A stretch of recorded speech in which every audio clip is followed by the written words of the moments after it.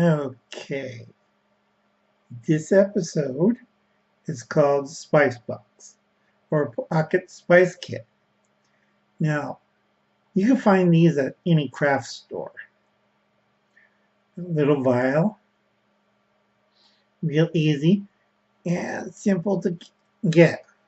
All right, Pocket Spice Kit. You already have your salt and pepper, but you don't want to carry a whole spice rack, right? So you have a little kit with little vials of your favorite spices. Now everybody has one of these. It's an Altoids tin. Now what you do is you put in your glass vials.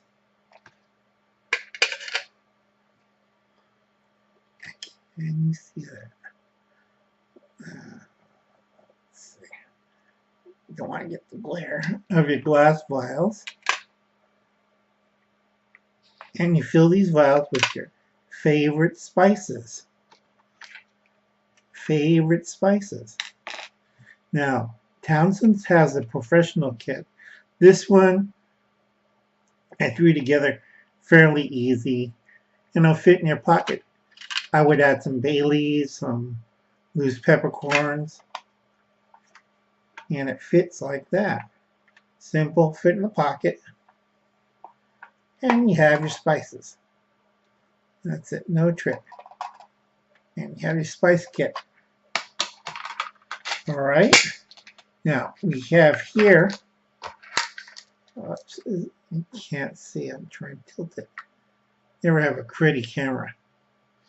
Is a wood box that I picked up at the craft store, and also I could hold smaller vials. Same vials for little vials for medicinal or herbal supplements to help. And then we have the regular size vials. You see that? Hold that up. Look at the other one. Right there, you see all those little vials. You put in the little slot. And then also have several small plastic bags fit on top of them. I have another side for that. And that's usually packed with cotton so they don't rattle or break. And you have your little bigger size spice kit all ready to go. And this one only cost me about $2 altogether. This one free. I found it in a trash can. Okay, that's not very expensive. Get some more tea, excuse me. Not expensive to make a little pocket spice kit. Now you can get a professional one from Townsend. Check on their website for pocket spice kit. I like to do things, if I can figure it out, if I can make it, I'll do it. All right, it's easier for me that way. Uncle Aunt was getting tired, and the frog in his throat doesn't work too good.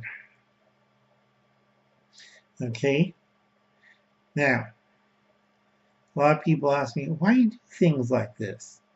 And it's easier to use a lighter, or I can make a flamethrower out of WD-40. Yeah, and also you can put out the fire with WD-40. Excuse me. All the tablets and pills. So let's go over it once more again. You can reuse or repurpose certain items. Thanks, if you remember the bushcrafter Malcolm Bowler. Let's give a big shout out to him. Wild Canadian Outdoors, he just signed up. Let's give a big shout out to him. And then Mike Hilton's survival and prepping. Let's give a big shout out to them too. Now, Mike did a pretty good one today, I think, or yesterday. I'm taping these out of sequence. He went grocery shopping and he picked up buckwheat and Scottish oats and ready to eat. I think Uncle Ben's minute rice, or you can boil those bags too, fairly easy. A lot of starch, a lot of carbohydrates. That's good. Little meal in a bag, not a problem. Like the video. I tell a lot of people before you buy massive amounts of Mountain House, have a mentor who knows what he's doing. All right.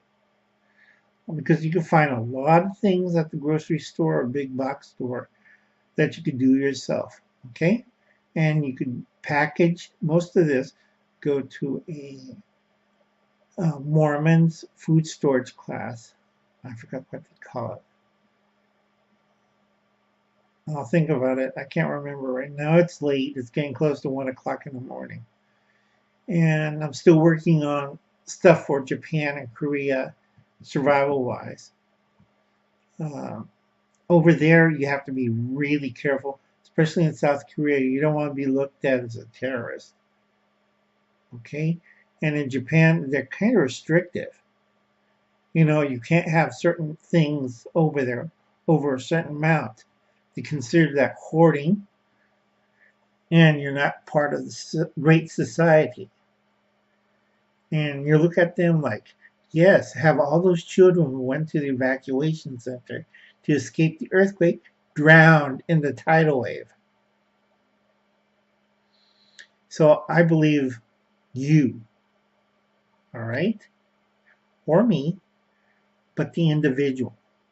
I do not believe in the group. The group is the problem. All right? So it may sound like a lone wolf. It's better to be a lone wolf than a dead bunch of sheep. Okay, I'll catch you later. This is Diebulfrog79. Please like, subscribe, and keep watching these videos. You have a nice evening, kids. Oops, wrong button.